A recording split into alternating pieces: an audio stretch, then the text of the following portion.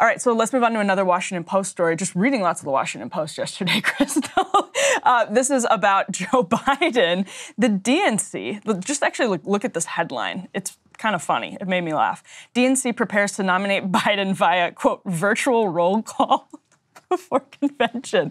This is the lead of the story. The DNC is preparing to nominate President Biden as the party's presidential nominee through a virtual roll call ahead of its August convention in Chicago.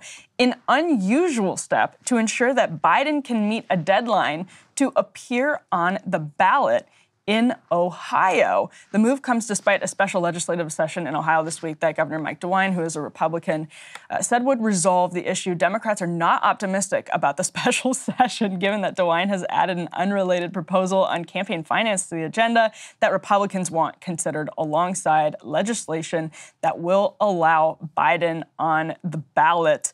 The Washington Post notes it's not the first time Democrats finalized their presidential nominee virtually, pointing back to 2020. Mm-hmm. But of course, it's not 2020. It's 2024. We're not in the middle of a pandemic. And this speaks to perhaps what we can take a look at in this next tear sheet. This is polling results from Rasmussen, polling results from Rasmussen that has 54% of Democrats now approving of taking Biden off the ticket. They think it's okay for the Democratic Party to replace Joe Biden before the election in November, including, by the way, 24% of those voters who, quote, strongly approve with that. And only, I think this is also interesting, Krystal, only 37% who disapprove, only 23% who strongly disapprove.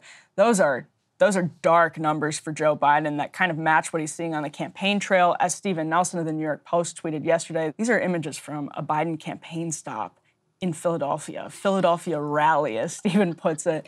It's about half full. Look at all of that empty space. If you're listening to this, it's a gymnasium.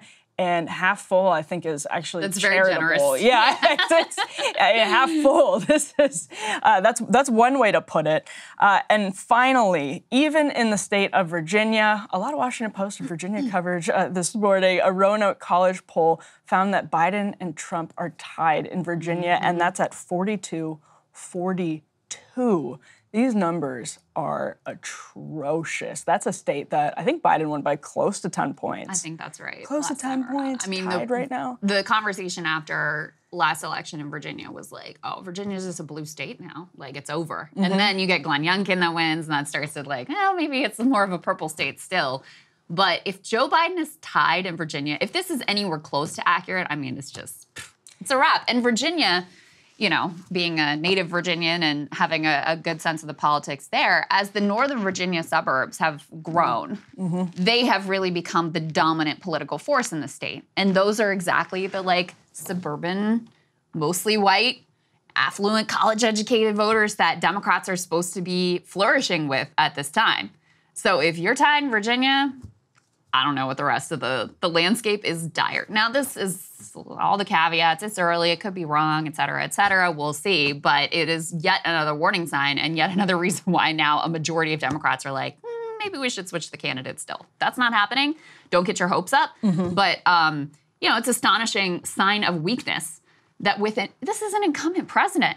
Like, it should be a no-brainer that this is your guy going forward, right. But it is actually a no-brainer that he is incredibly weak when you compare him to literally every Democratic Senate candidate is outperforming him in the states where they're running.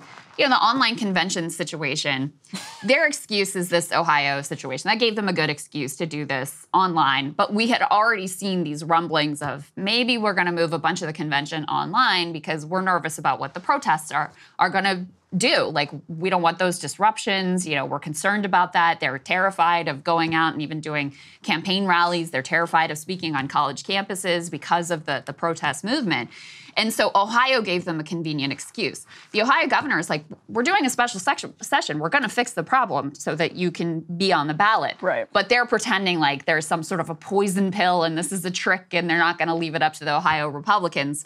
The thing, by the way, Emily, that they're considering this campaign finance change that they're considering to be a quote-unquote poison pill in the Ohio special legislative session is like to ban foreign funding of elections, which I would think you might be on board with. But anyway, you know, the party that's been all concerned about Russian collusion and interference, whatever, might be on board with that. And democracy. Yeah, exactly. But anyway, so that's the direction they're going. And they're so terrified of their own voters that they're doing their nominating convention online. It's really something. They're afraid of, and maybe we can add this in post, one of my favorite things from the DNC back in 2016. They're afraid of Susan Sarandon. You remember the pictures of Susan Sarandon in the crowd looking furious as the Bernie protesters actually stormed the DNC. And they know that there's more of that coming, especially with the way that Biden and other Biden surrogates, Kamala Harris, have been greeted on college campuses recently. They know that that's what awaits them over the course of this summer when Biden's out campaigning. Especially at major events like a nomination thing. So, you know. And you've got a number of uncommitted delegates. You know, the uncommitted vote did well enough that there is, I think dozens of uncommitted delegates who are going to be there on the floor. So they want to be able to tightly control that.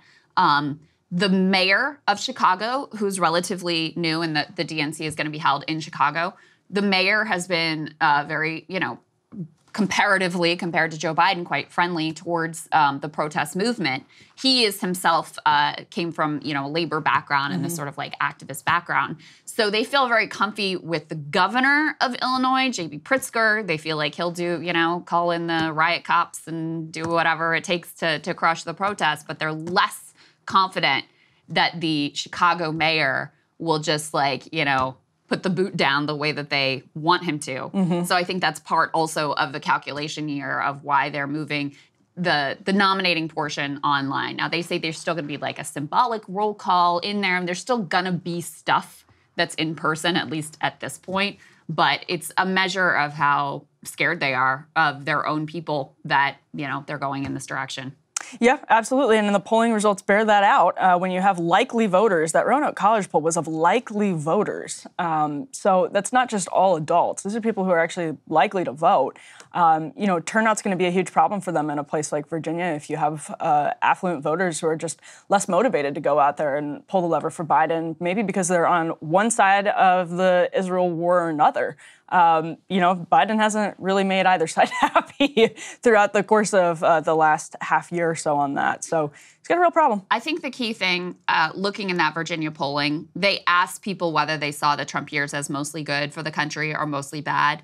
And he got much better numbers on that question than Biden did. 44% said they viewed the Trump years as mostly good and 33% said mostly bad.